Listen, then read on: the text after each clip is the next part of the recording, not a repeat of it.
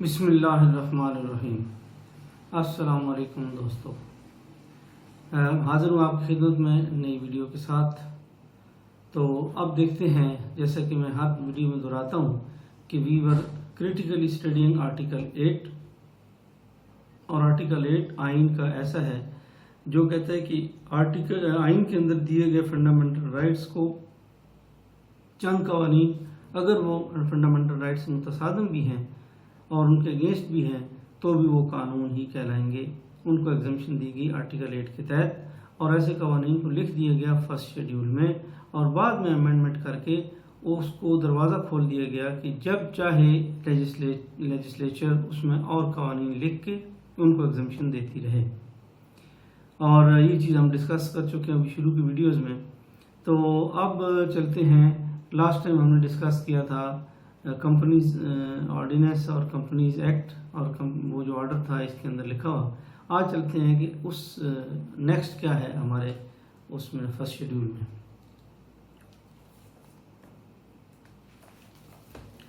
جی جناب، the next ہے the cooperative societies reform order 1972۔ اب اس 1972 کے آرڈر کو میں نے پڑھا ہے، اور یہ ٹوٹل 14 اس کے آرٹیکل ہیں، اور اس کی نیچر ایک ریفارمیٹری ہے۔ اس کا جو پیرنٹ اسٹیچیوٹ ہے وہ ہے کوآپریٹو سوسائٹیز ایکٹ 1925۔ اس کو الائیو رکھا گیا اور اس کو ختم نہیں کیا گیا، نہ اس کی جگہ یہ نیا لا ہے۔ یہ کمپریہنسو لا بھی نہیں تھا، اس کے کل 14 آرٹیکل تھے، اور اس میں انہوں نے کوآپریٹو بینکس جو تھے ان کے اوپر پابندی لگائی تھی کہ مزید کوئی بینک نہ کھلے اور کوئی انڈیویجول جو ہے اس کوآپریٹو سوسائٹی کا ممبر نہ بنے۔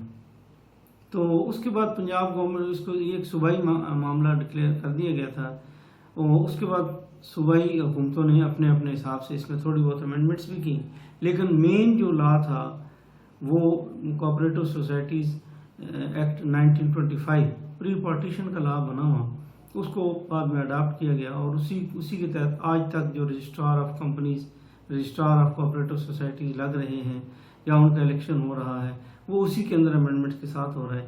تو یہ جو لا ہے یا آرڈر ہے جس کا نام ہے the cooperative societies reform order 1972، presidential order 9 of 1972، یہ ریپیل نہیں ہوا کسی بعد میں آنے والی کسی لیجسلیشن سے، اور نہ ہی اس کو منسوخ کیا گیا۔ لہٰذا یہ اگر ہے فرسٹ شیڈیول میں تو کسی حد تک میں سمجھتا ہوں کہ کیونکہ میں اس کو ریپیل نہیں، اس کی میری ریسرچ کے مطابق یہ ریپیل نہیں ہے، یہ انفورسڈ ہے، تو اس کو رہنا چاہیے۔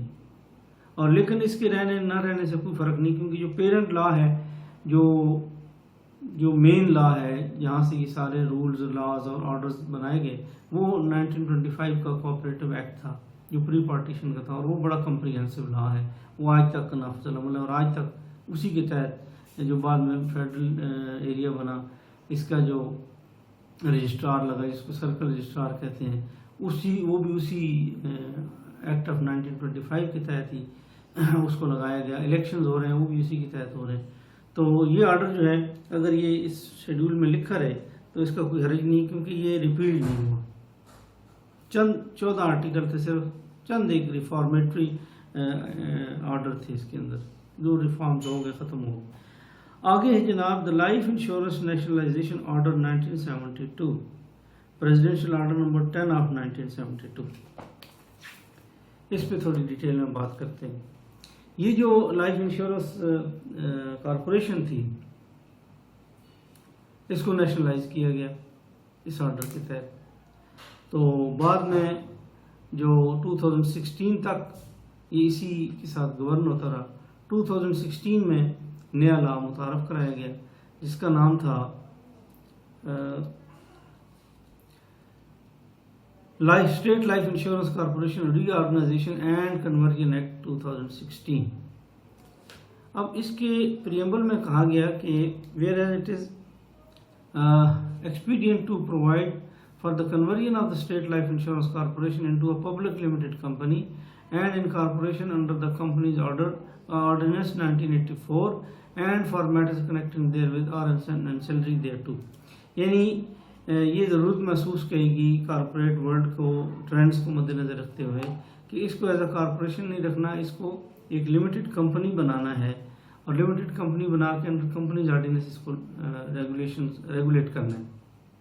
تو 2016 میں اس ایکٹ کو لایا گیا. اس ایکٹ نے کیا کیا، اس کی اگر ہم پڑھیں سیکشن 16 تو وہ کہتی ہے immediately after the dissolution of corporation in pursuance of clause C of subsection 2 of section 5 the life insurance nationalization order 1972 president order number 10 of 1972 shall stand repealed.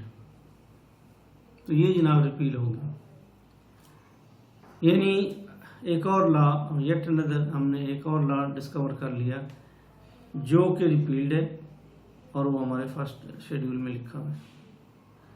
تو یہ جو ریپیلڈ آرڈرز جو ہیں، ریپیلڈ لا جو ہے اس کا لکھنا وہ کس قدر غلط ہے کہ نیچرلی آئین کے اندر جب کوئی چیز لکھی ہوگی تو اس کو ویلڈ ہونا چاہیے نا، تبھی تو آئین کو آپ نے ایک ایسا پیس آف ایویڈنس بنا کے رکھنا ہوتا ہے جو بالکل درست ہو، اس میں کوئی بھی خامی کوئی بھی کمی جو ہے وہ ظاہر شو کرتی ہے کہ ایک اسٹیٹ اس کا اپنا آئین اس قدر غلط ہے، اس کے اندر اتنی غلطیاں ہیں، ریپیلڈ لاز لکھے ہوئے ہیں.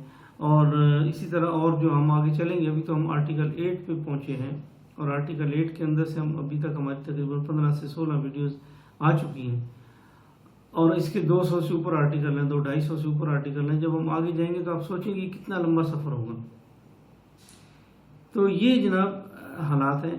اب اس آئین کو جس کو کہ ہمارا جو مقدس ترین یہ کتاب ہے اور اس کے اندر اتنی غلطیاں ہیں، تو اب دیکھیں کہ ایک آؤٹ سائڈر، ایک ریسرچر جو اس کو پڑھے گا یا ایک اسٹوڈنٹ آف لا جو اس کو پڑھے گا وہ اس کے بارے میں کیا رائے قائم کرے گا کہ یہ کتنا اچھا جو ہے وہ شیڈیول ہے، وہ ہے پیس آف لا ہے، جبکہ اس کے اوپر توجہ سب سے زیادہ ہونی چاہیے اور اس کے اندر کوئی بھی غلطی کوئی بھی خامی ہے اس کو فوراً دور کر دینا چاہیے.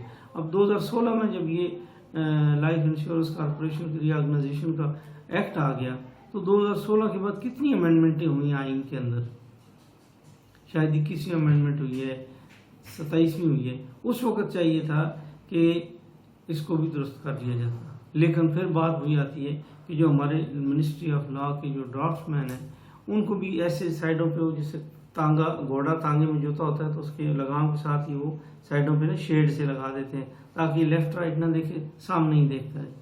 تو ان کے اندر بھی ان کے سامنے بھی جو معاملہ ہوتا ہے وہ اس کو دیکھتے ہیں، اس سے لیفٹ رائٹ کیا ہو رہا ہے اس کو ان کو کوئی غرض نہیں ہوتی اور نہ ہی وہ ان کے پرپز کو سرو کرتا ہے، نہ ہی ان کے باسز کی پرپز کو سرو کرتا ہے، نہ ہی وہ حکومت کے پرپز کو سرو کرتا ہے. تو ضرورت اس بات کی ہے کہ ہم اپنی آنکھیں کھولیں اور وہ لوگ جو at the helm of affairs بیٹھے ہوئے ہیں وہ اپنی آنکھیں کھولیں اور لیفٹ رائٹ دیکھیں اور کیا کیا ہو رہا ہے. ایک امینڈمنٹ اور ایک چیز جو آئین کے اندر یا قانون کے اندر کی جاتی ہے ایک سیریز آف ایکشن جنریٹ کرتی ہے اور اس میں سب کو الرٹ ہونا چاہیے. میں نے آپ کے مائنڈس میں ایجیٹیٹ کیا. Thank you very much for watching my video. میرے چینل کو ضرور سبسکرائب کریں، میری ویڈیوز کو شیئر کریں.